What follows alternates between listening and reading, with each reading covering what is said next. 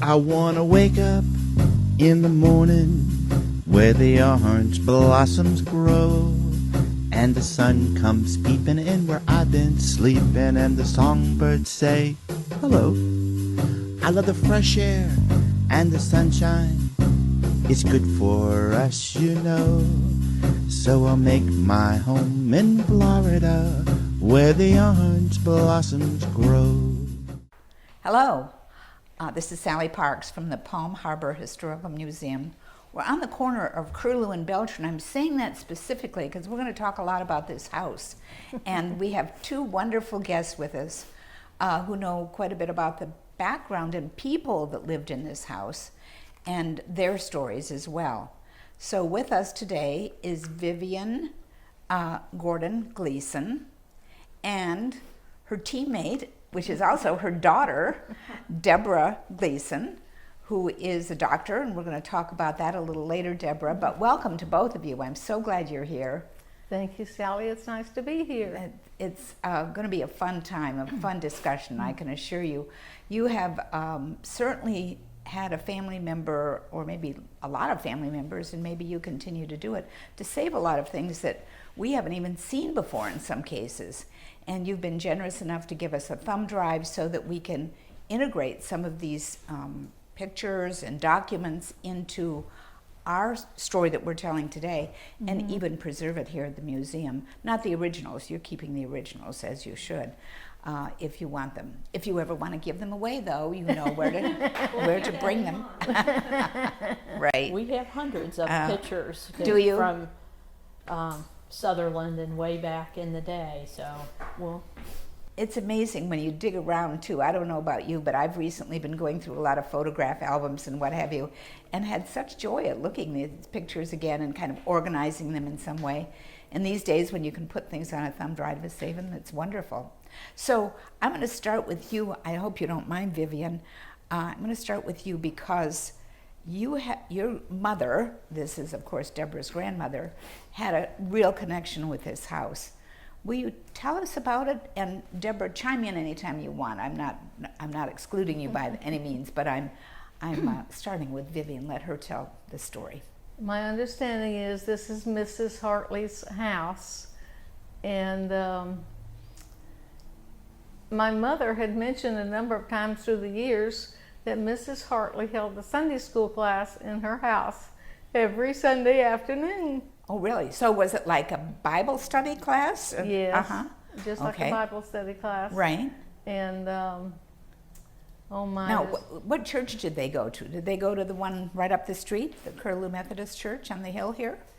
No, they went to the, well, at that time, it's hard to say, because my mother grew up in Ozona Baptist Church. Oh, okay. But then she was friends with the Hartley family, and well, you know what? They didn't need to all go to the same church if they came to a Bible study. Lots of times Bible studies include a lot of different religions because it's all the same Bible, isn't it? Right. Right. And so your mom came here. My mother lived in this area for a number of years. I call it Palm Harbor, Tarpon Springs, Odessa area, that part of Florida. Ozona, not Odessa, right? Or are you talking about Odessa? Well, Grandma was born in Odessa, or at least that's what we know. And but she grew up in Sutherland.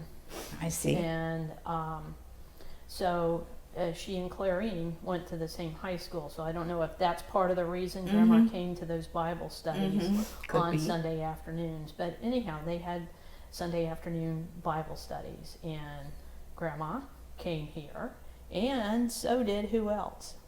my father. Really? He had moved down here. He was born in South Carolina, grew up mostly in North Carolina, those border towns. And he somehow or other heard about those Bible studies, Sunday school classes, and he went there. Mm-hmm. That is where my parents met each other, in this house. Isn't that adorable? You know, and churches back in that day were often the place where people connected.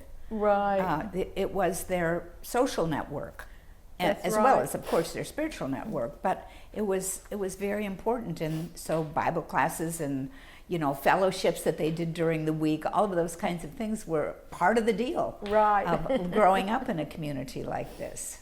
But anyway, that's where they met. And sometime in last year, 2019, my daughter brought me up here. It was open on a Saturday for some special reason. And so she brought me up here because we enjoyed looking at the house and the area and whatnot. And I was talking to one of the volunteers, and I had heard her mention the name Hartley. I said, there was a Mrs. Hartley that had a Bible study class here. She said it was in this house, and right where I was standing, she said, this is where they met. Oh, isn't And I that thought, sweet? wow, the Yes. tears. Right. Yeah, I can tell that's a very emotional connection for you, and that's wonderful. So, what was your mother's full name?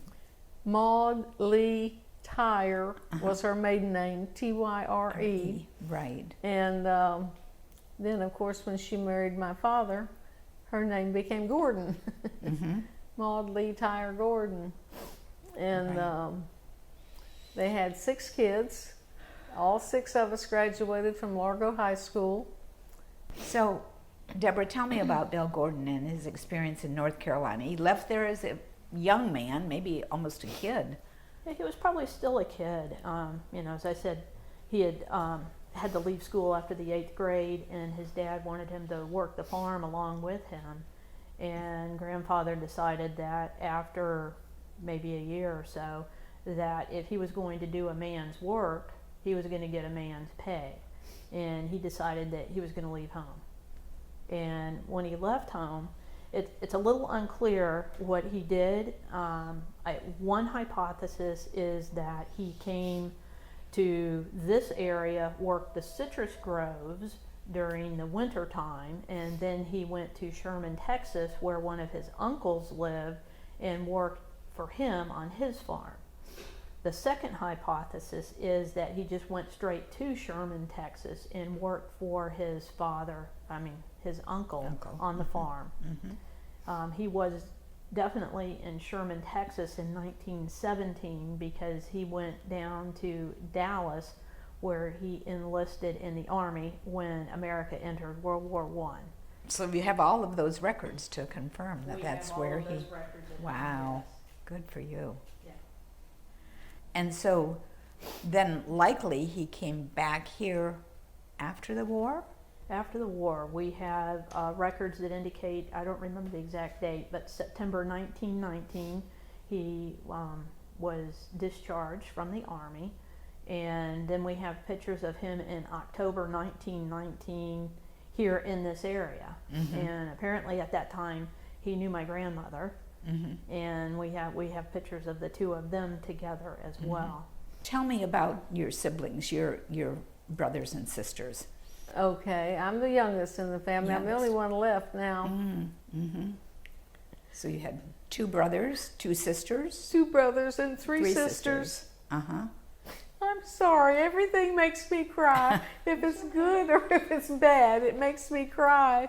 Well, But anyway, my oldest sister graduated from Largo High School in 1941. My next sister, 46. My next sister, 47. My brother in 50, and my next brother, 53, and then I came along in 55. and you went to Largo High School and then elementary school. I think you told me earlier you went to Largo Elementary School. And And who was the principal there? Mildred Helms. Right, which And is she a has a well-known school. name in this area, of course. Yeah, and she was principal of the elementary school for a number of years. And What did you think you wanted to do when you grew up? I What was wanted your- to be a high school English teacher. Did you? But I didn't have any money to go to college, so I figured I got to learn something in high school Right. that I can make a living at. And that many years ago, it was 65 years ago now that we graduated. And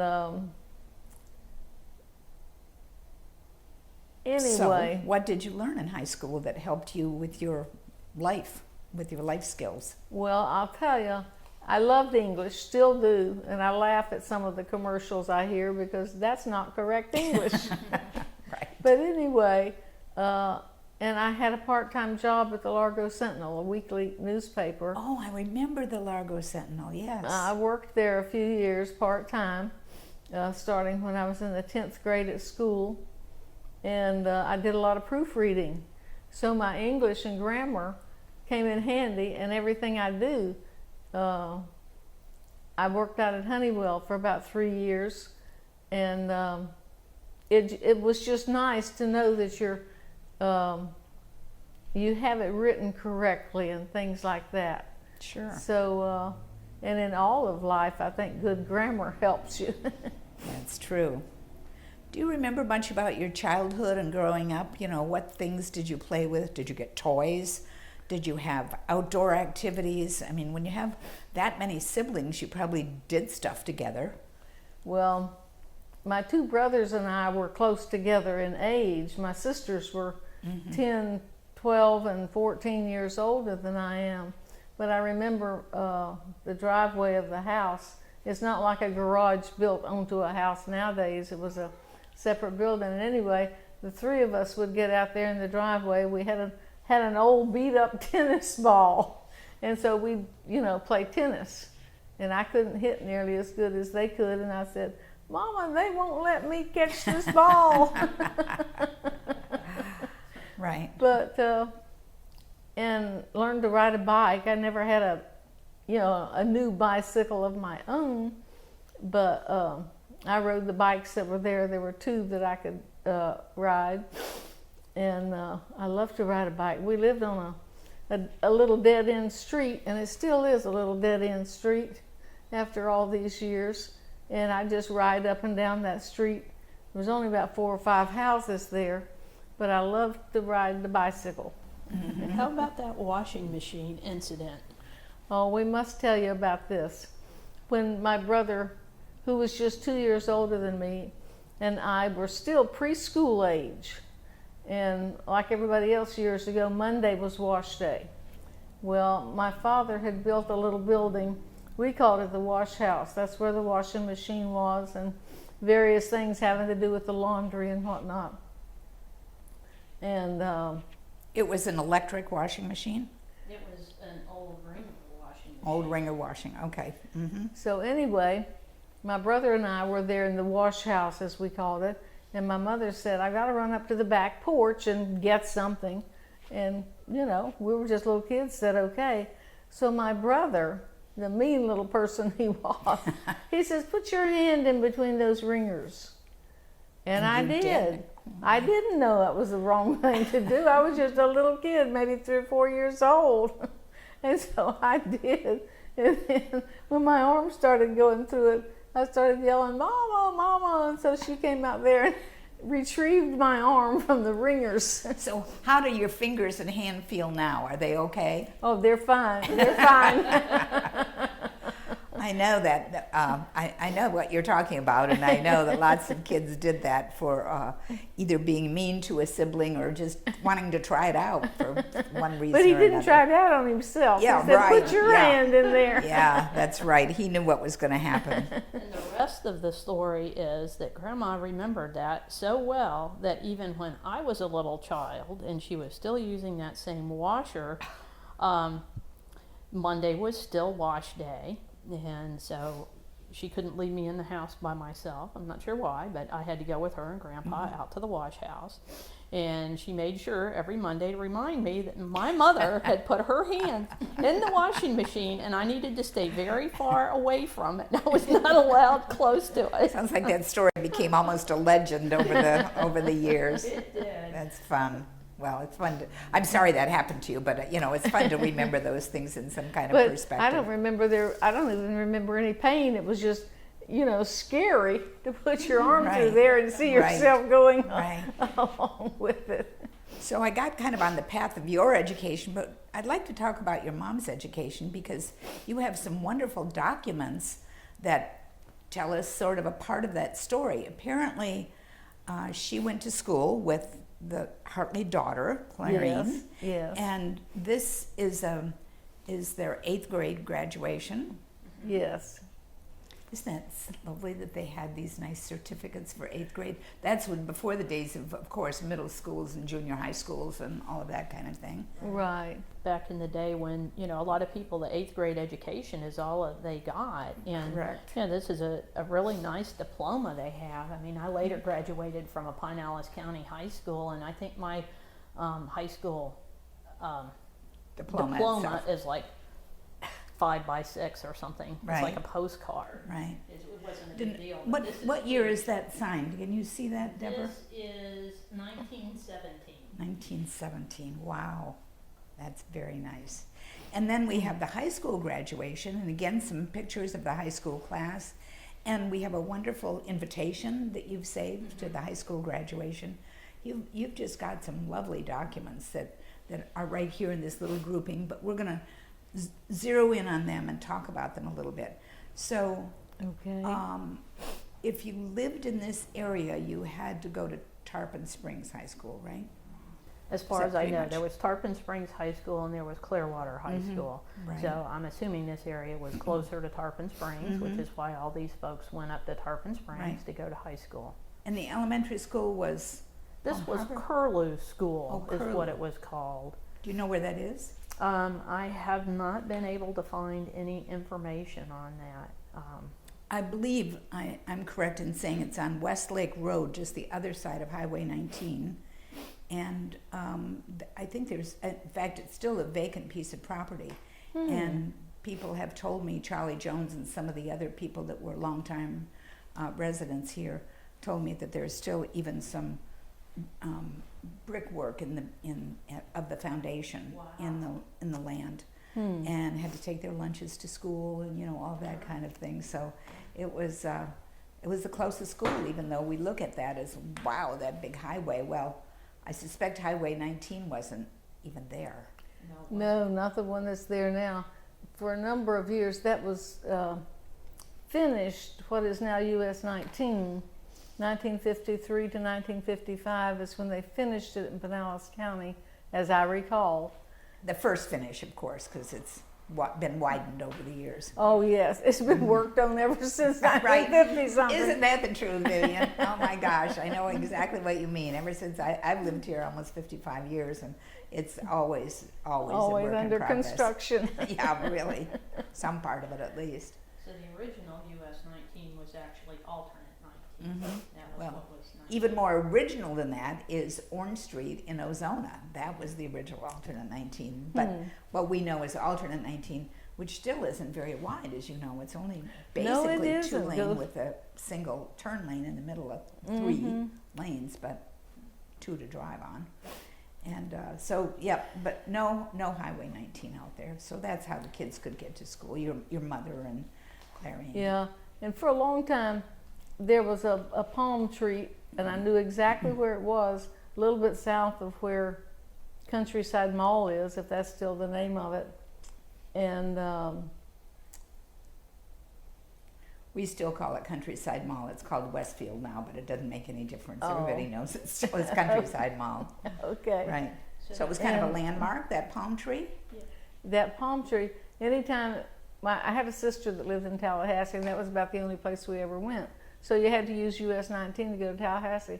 I knew exactly where that palm tree was. That's where my grandmother lived at one time. Oh, really? Oh, my gosh. Oh, But isn't that amazing? I don't know. So your mother and your grandmother both lived here? Your grandmother lived here as well? Yes. Mhm. She's buried in Curlew Cemetery, as a matter really? of fact. Oh, okay. Within walking Just- distance of mhm. here. Indeed. So, Hmm. what else was interesting about that highway? Your grandmother, Mary Tyre, and your grandfather, Solomon Tyre, it was definitely a second marriage for Mary Tyre. Oh, okay. And it might have been a second marriage for Solomon Tyre. I'm not Mhm. 100% sure of that.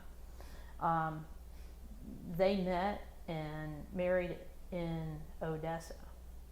I see. And, I believe they lived along I think it was called the Orange Belt Express, Mm-hmm. and moved from like Odessa to Sutherland.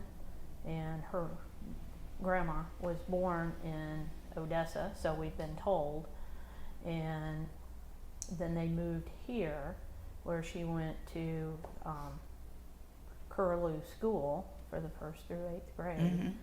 But Mary and Solomon Tyre lived here the remainder of their lives, and both passed away in the area and are buried in Curlew Pioneer Cemetery. Mm-hmm. Oh, wow. Interesting story.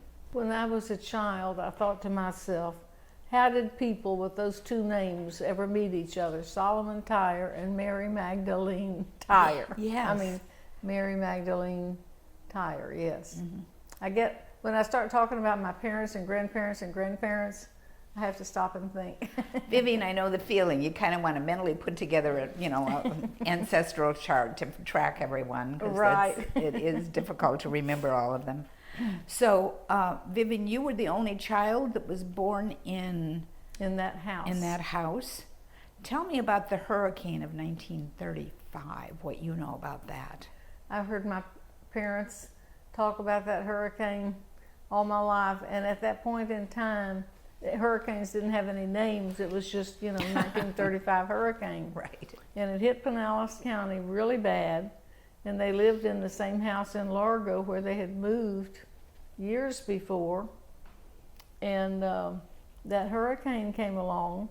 My one brother was 1 week old when that happened, and so whenever it felt like the roof was going to blow off of the house or the garage one, depending on where they were, my father got my mother and all the kids in the car. This was before I was born, so I didn't experience that. But anyway, all night long until finally the sun started to come up in the morning, Daddy would drive into the garage because it was a little bit safer. And then when it sounded like the garage was going to fall down, then he'd back out. And all night long, off and on, he was going in and out of that garage with all the kids and his wife in it. And my mother's mother at that time lived in Palm Harbor. And that house is still here. But anyway, there was no way they could have thought of driving to her house in the middle of the night in the middle of a hurricane, because I doubt that there was any street lights in this part of the county. Oh, yeah. Period. Right. But anyway, morning finally came, and Daddy took everybody up to my mother's house to get the kids someplace that was safe. And then as soon as the hurricane was gone, he and some friends put a new roof on that house and started building another one. And they always called the first house the little house. So the second one So it did blow the roof off, though. It did blow the roof off, yeah. Wow. So they had to replace that. So think of your dad. It was kind of a portable shelter that he had done by putting everyone in the car and could move it as he could tell the storm was coming. That's kind of an amazing story. I've heard lots of stories about hurricanes, but I haven't heard that one before, and that's a good one. I read in some publication, and I think it was something my sister in El Paso sent me from a newspaper supplement in El Paso a few years ago. There was an article in there about the 1935 Florida hurricane, and it said that at that point in time, it was the strongest hurricane the world had ever seen. Wow. And did more damage, and of course there was flooding also. But I'd heard about that hurricane and how bad it was, but I had no idea that at that time it was the strongest to ever come across here. Wow. So if I can change streams a little bit, so Solomon Tyre was a Confederate soldier? Did I understand that correctly? Okay. And I have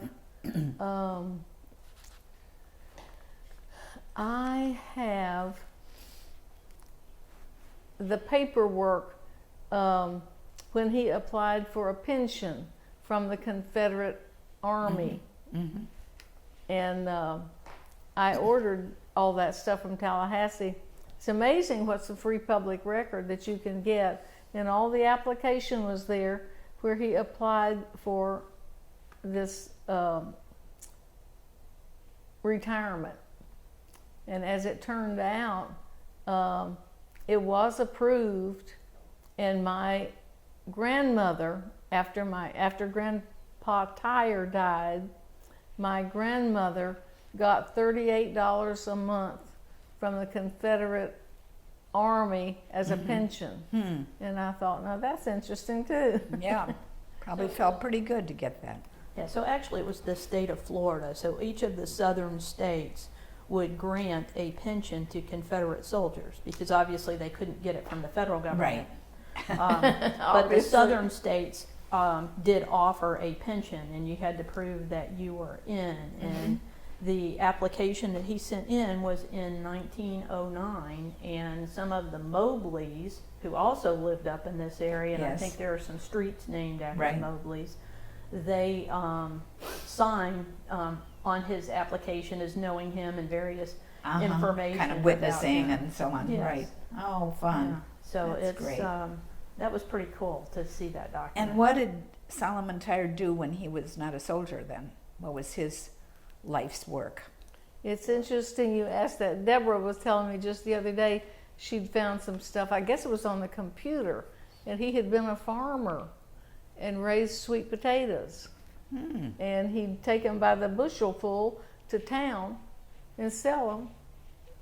So there's, I'll add a little bit to that. That's right. So Solomon Tyre he was born on a farm, and his mother died in 1860, and he lived with an older brother and worked on his older brother's farm. We find him in the 1880s doing citrus farm work in the Orange County area. And then we lose him for 30 years, and one of the things that I heard growing up is that he worked on the railroads, and maybe he worked on the Orange Belt Express. One of the things that Mom pointed out is in the application, he lists himself as a wood chopper, so maybe he worked with the Anclote wood Sure. plant, or maybe another wood plant, but he owned some, according to a He newspaper. could have even worked at the ladder factory, you know, because He they might used, have. He used might a lot of have. wood, so there's probably a possibility of that too. So he owned some land in the Keystone Park area, and as did the Mobleys and some of the other big names in the area. And there's a newspaper article that says that he was able to produce 600 bushels of sweet potatoes, various Wow. vegetables, and some livestock on that land. That's interesting. Very, very insightful about how people made a living. And you know, we don't think of there being any agricultural left in Pinellas County any longer. So No. that's pretty amazing to think about that. A lot of people did survive. Vivian, I just want to say, somebody told me that you were valedictorian of your class. Is that right? Yes. Well, how come you didn't tell me that? Well, When it we were was in talking my about it. notes eventually about all of us kids. One of my sisters, Catherine, was also valedictorian in 47, and Gladys was salutatorian in 46. But there was a girl in her class, Louise Lowe, who was legally blind. Gladys was always helping somebody, so she'd help Louise study her lessons. I see. And Louise became the valedictorian, and Gladys became the salutatorian. Gladys probably coached her into being valedictorian, right? Oh, that's a very sweet story. How many were in your graduating class? Do you remember or have any idea? My class, Yes. 86. Wow. And Well, we- that's very impressive that you were valedictorian. So Wow. anyway, we have had a number of reunions, and this one girl, you know, we're only in our 80s, but we're still girls. Sure, of course. She would have a get-together. She lives in an apartment complex, and they have a recreation room, and the people who live there can rent it out and whatnot. And we've had a number of get-togethers of our reunion class there. And there are a number of us are still alive, and a number of us are still living in Pinellas County. So That's that's nice. kind of remarkable. Because it was 65 years ago. We were going to have a reunion this year, until the coronavirus came along Right. and ruined everybody's plans. Right. Well, that's too bad.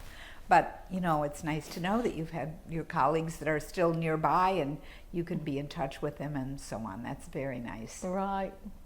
So tell me, Bill Gordon is who in your family now? You know, we've thrown out a lot of names here, so get me straight here. Bill Gordon was my father. He was born in South Carolina, grew up in North Carolina, and came down here. The reason he came down here, and this makes me cry also. I'm sorry, that's just me. If it's good, I cry. If it's bad, I cry. That's okay. Tears are good. But anyway, when he was a child in the Carolinas, somebody gave him an orange for a Christmas present. He'd never seen an orange before, never had one, and it was so beautiful and it tasted so good, he decided he wanted to work in the orange groves. So he came down here and ended up in the Dunedin area. And he had a number of fruit trees on the property, as well as regular garden. He was always working in the garden or the grove as soon as he'd get home from work at 4:45 every night. Wow. And do you know who he worked for? Know anything about the groves or anything that they worked for? He worked for Skinner Groves and McNair Groves, and were there some other ones? Stayed at the McNair house when he worked for the Skinner's Groves, and then he stayed at the Trotter house. And I don't know what other groves he worked for other than Skinner's. But Skinner's was a big grove, and of course they were several groves, and they were the ones who really began the orange juice processing too in Dunedin. So, you know, that it had a big influence in this whole area. Right, that one Christmas orange. I know, isn't that sweet? You know, when I was a kid and I lived in the north, I mean, when I was a young kid, we felt lucky to get an orange in our stocking. So Really? I can understand that. You know, for you it was probably prolific. You could just go out and pick them in your backyard. But for Yeah. us that lived in the north, we could pick an apple, but we couldn't pick an orange. So that was a real treat. I understand where Bill Gordon was coming from in terms of Right. his love of Florida for that reason. And so, like Deborah said, he worked in these various groves. And I can't remember some of these things, the exact dates of when the First World War started and when he joined the Army. But he was in the Army, in the cavalry, stationed at Eagle Pass, Texas. And I think he was there for a little over 2 years, 2.5 years or something like that. And anyway, he and my mother had a half a dozen kids. And my mother was a housewife raising 6 kids. And my father, in 1935, when they were still building Bay Pines, he got a job down there as a painter's helper. Well, then later on, he got a job down there full time. And then, now this shows perseverance. He felt so badly about not going to any school higher than the 8th grade because his father took the boys out of school to gather the harvest when it was ready to, you know, to be gathered in. And he felt so bad about not having more education. But anyway. So what was the perseverance story? Tell me that. Pardon? What was the perseverance piece? The perseverance is he didn't have any formal education himself except the 8th grade. And while he was working at Bay Pines As an attendant. He decided that he needed to learn algebra. And he bought a book at Woolco. No. The first part of the perseverance story is he knew that if he could type, he could get a job as a clerk and he would make even more money. Oh, yeah. And he got himself a typewriter and he got himself a book and he learned how to type. And he learned how to type well enough that he passed the typing test at Bay Pines and he got a job as a clerk. And that's what he did for the remainder of his career at Bay Pines until he retired. Isn't that ironic that now there you are at Bay Pines, Yes. a doctor at Bay Pines? Yes. What do you do specifically, Deborah? I'm a psychologist. So it's a busy time for you all the time, isn't it? And I appreciate your taking a day off, or time off at least, for us to spend with you and your mother. So you have probably some stories to tell about your grandparents that you remember, and we'll just tell stories about your parents that, Vivian isn't going to listen. Just between us girls kind of thing. So tell me about your growing up here. You grew up in Pinellas. I grew up in Pinellas County. Elementary school, high school, junior high school. I did the whole works. There was not a kindergarten in the public school system, or at least the public schools that our neighborhood was zoned for. So Mama went back to work, or Mama went to work, and at the sheriff's department, where she stayed for 33, 35 years. 32. There you go. Somewhere around there. So she did that so that she could afford to send me to Keswick School. And so I went to kindergarten at Keswick School, and then entered public school system. So I went to Seminole Elementary School for 1st through the 3rd grade.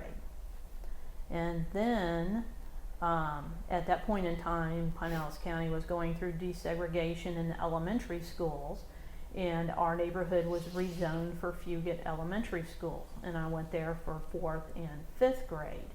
And one of the, I said the wrong thing, Ridgecrest Elementary School is where I went for 4th and 5th grade. And that by far was the best elementary school I went to.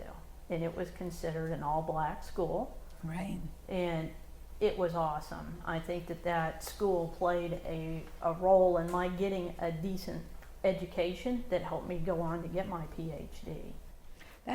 That's really such a good endorsement. Thank you for saying that, because a lot of times schools get dismissed because of the neighborhood they're in, or because of the schools that have been zoned there, as it was back in that day. So I'm glad you said that. Thank you, It was Deborah. a great school. I mean, even today, if you look online, it has some of the best ratings in the county. Highly recommend it. Right. And for 6th grade, once again, our neighborhood got rezoned, and I went to Fugate Elementary in 6th grade. That was not so hot for me.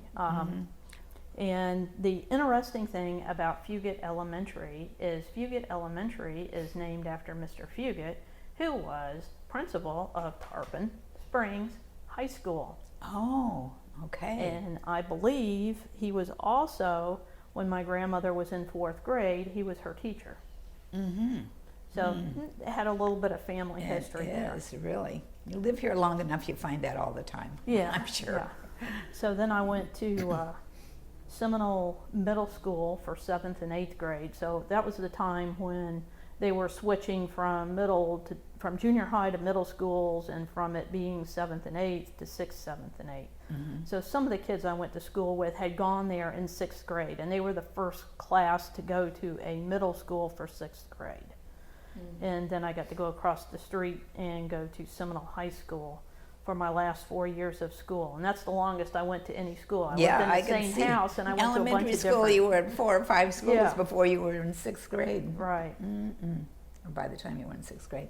Another interesting thing about her education, I don't know that particular diploma has all these different signatures on it, but the high school diploma, it has Dixie Holland's signature on there. I forgot what his title was, but it's on the diploma.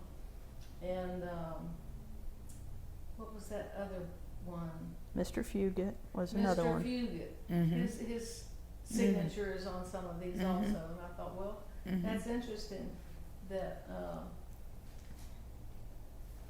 Mr. Fugate was my mother's 4th grade school teacher, and then Debra went to Fugate Elementary School. Right, right. And they were obviously respected people to be signing on the high school, beautiful high school diploma. And the size of that is huge. Wow. So then you went to, where did you go to school from Seminole High School? From Seminole High School, I went to St. Pete Junior College. I went to the Clearwater campus. I got my AA degree there, and I took every math class they had at the Clearwater campus of the St. Pete Junior College. To finish my junior and senior year, I went to the University of West Florida, which at that time only had juniors and seniors there. Oh, I didn't know that. And I got a degree in math, bachelor's degree in math with a minor in physics. I was not any good in physics.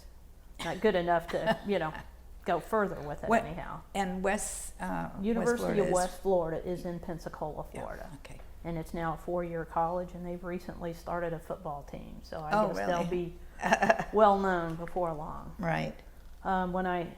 So I got that degree. I also got another degree there, a bachelor's degree in music. And then I went to Florida State University, where I earned a Master of Music degree in music theory. And then I earned a Master of Science in Computer Information Science. And then I went off to the University of Tennessee. I was kind of disappointed I had to go to Tennessee because I really wanted to make a point that a Florida girl can, one, be smart and can earn an education, and that you can earn your education completely in Florida. But unfortunately, the Florida universities weren't interested in me for a PhD program. So that turned out to be very good for me because the University of Tennessee was awesome. I got a great education, and I got to go up in the mountains. With a psych major? And with a psych major, became a clinical psychologist, and here I am. Well, congratulations. Congratulations on your pursuit of education. So who do you think influenced you the most? Well, there was a lot of influence. There was a lot of influence in the family, but certainly my grandmother was a big influence because to her, education was important. And anybody she could tell, she would let them know that, by golly, she graduated high school and all of her children graduated high school. So there was, a lot of emphasis on getting an education. Of course, when your mom's the valedictorian, then, Right. My dad had a lot of emphasis that, I do well in school as well. I tended to take after him, though. I was not anywhere near the valedictorian of my class. I was in the top 10%, but I was happy with that. So, Grandma education was very important, and the diplomas we have today, we've just recently had them framed. They were rolled up in the rolls with the bows tied around them Just still. the way they were. Oh, my goodness. And Grandma did, on one occasion, she took her diplomas out and very carefully took the ribbon off of the diploma and unrolled it so I could see them. And then she rolled them back up and put that ribbon right back on them. But that was really very important. So that was a lot of the influence. And I guess it was also intrinsically within myself to become educated, because You're obviously a high achiever. What can I say? I mean, when you've got, how many degrees and so on. Do you ever use your music as music therapy? I don't. That's a whole different field, and I'm not licensed to do that. So I see. I wouldn't be Right. allowed to do that per Right. state laws. So you work with clients at Bay Pines, obviously. I do. And what kinds of things do you deal with? Well, I deal with all kinds of things, but unfortunately, being a government employee, I'm not allowed to talk about my work. So Okay. Well, sorry, didn't mean to put you on the spot, but I understand that. A lot of it we can guess, since you are dealing with mostly all veterans actually, and a lot have PTSD and lots of other issues. So I know that's certainly something that you're dealing with. And I just think it's so lovely that you kind of swung back to Bay Pines, where yeah, I mean, you had a family connection already. Yes. Lovely. And I kind of want to throw in some stuff about my grandfather. As Mom mentioned earlier, he wasn't allowed to continue school. He did want to go on to high school, but being the oldest boy, he did have to stay home and work in the fields. And he sometimes, I guess, family members and other people tend to think of him as not being smart, and they've confused having an education with intelligence.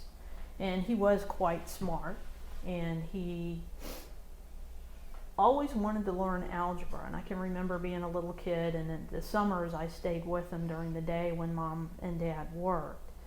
And he had a math book, and he always wanted to try and figure out how to do math, and algebra in particular. I can remember him saying he wanted to do algebra. So one day, we were in Woolco at Seminole Mall, so that goes way back to the 70s. And they had these books that they were selling for $1 or $2 that had been school books. And anyhow, in them, I found an algebra book, and I was like, I've got to get this for Grandpa. So I got that for him to help him learn. And I can remember one day going to Grandma and Grandpa's house, and Grandpa saying, I figured out the algebra. I figured out how to do that. He was real happy about that. But That's great. He was smart, and he was an expert checker player.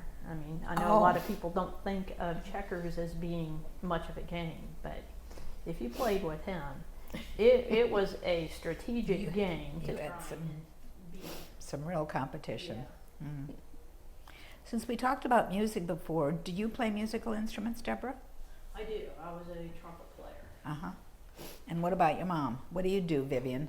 You play the piano, the oboe, the harp, the zither? I have no musical talent whatsoever. Oh, well, you I probably like to just listen to it. That's what I was going to say. You're like me. I just like to appreciate music. I don't play a musical instrument either, but I always envy people that have music knowledge and background. But she's a great supporter. That's good. That's great. And Grandpa played the fiddle. Oh, I really? never actually heard him play it, but I've heard family stories that he was a fiddle player, and apparently some of my mother's older sisters actually got to hear him play the fiddle. Oh, really? Yeah. Once in a blue moon, he'd take that out, and he knew one song in particular, "Turkey in the Straw." Oh, yeah. A real I can fiddle just see classic. him standing there playing "Turkey in the cute. Straw." Cute. That's fun. So, in conclusion, Vivian, this is between us girls, you and me. So what's your kind of philosophy of life, or your kind of experience that you've had in your life? Anything that you want to say that is like, this is what my values are, or this is what I believe, or this is what I want to happen, or whatever you want to say? That's a tough question. It is. I didn't mean to sneak it up on you.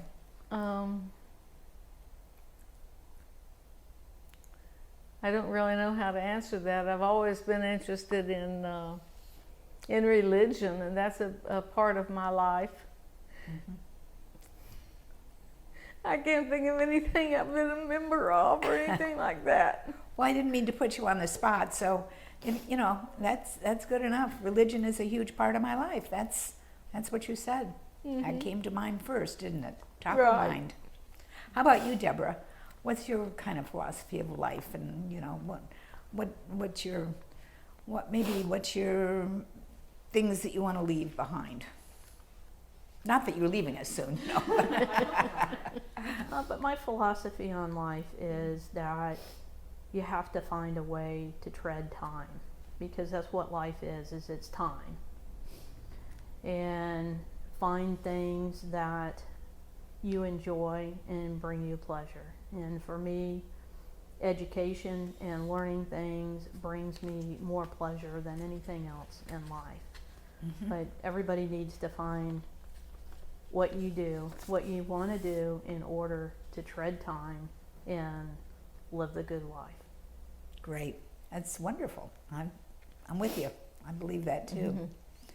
This has been such a great opportunity to talk to two, I'm going to say they're old timers, and I say that only because they're old timers in Pinellas County, and you don't find many of them there, or here.